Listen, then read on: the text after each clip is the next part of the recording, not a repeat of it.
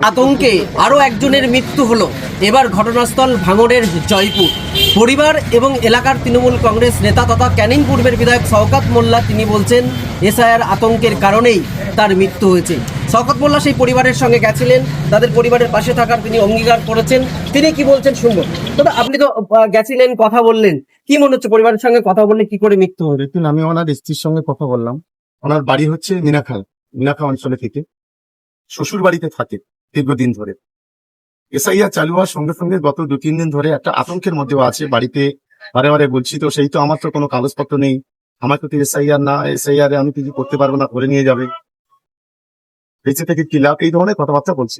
আজকে সকালে যখন পরিবারের লোকেরা যখন বাড়ির বাইরে চলে গেছে, ছেলে মেয়ে আর স্ত্রী, ঠিক সেই সময় গামছা গলায় দিয়ে কিন্তু এলাকা সূত্রে জানা যাচ্ছে যে মানসিক অবসাদগ্রস্ত ছিল, অ্যাক্সিডেন্ট হয়েছিল, তার একটু মাথার সমস্যা ছিল।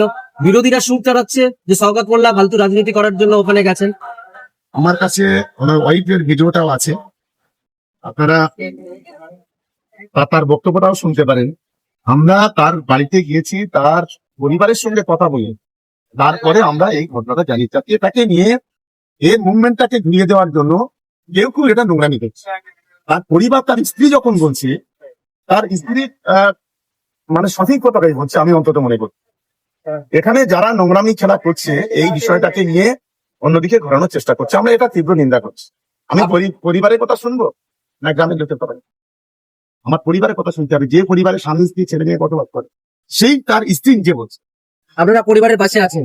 নিশ্চিত ভাবে, অবশ্যই আমরা পরিবারের পাশে আছি।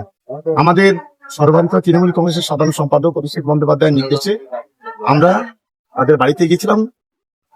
এই একটা অত্যন্ত দুঃখজনক ঘটনা যে আজকে বিজেপি যে মৃত্যু মিছিল, সেই মিছিলের এটা একটা উদাহরণ ধরে নিতে পারেন। গতকাল পর্যন্ত ছিল 7 জন, আরো একজন 8 জন আজকে হলো।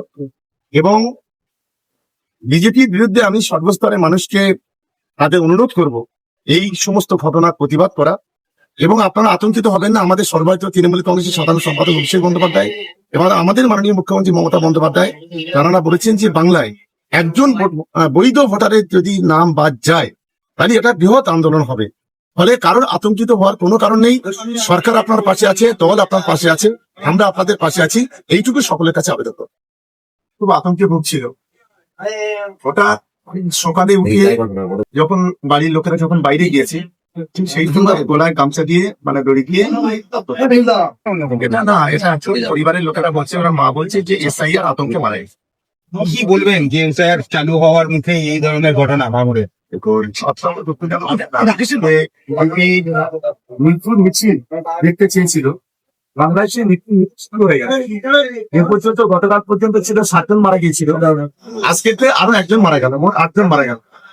যত দিন যাচ্ছে তত মানুষ আতঙ্কিত হয়ে মৃত্যুর কোলে ঢলে পড়ছে। আমরা বাংলার সর্বস্তরের মানুষকে অনুরোধ করব যে আমাদের সর্বভারতীয় তৃণমূল কংগ্রেসের সাংসদ নেতা অভিষেক বন্দ্যোপাধ্যায় তিনি পরিষ্কার ঘোষণা করেছেন যে কেউ আতঙ্কিত হবেন না, কারোর ভোটাধিকার যাবে না, আমরা আপনাদের সঙ্গে আছি। সব ধরনের আইনি সহায়তা এবং সব ধরনের সহায়তা আমরা দেব।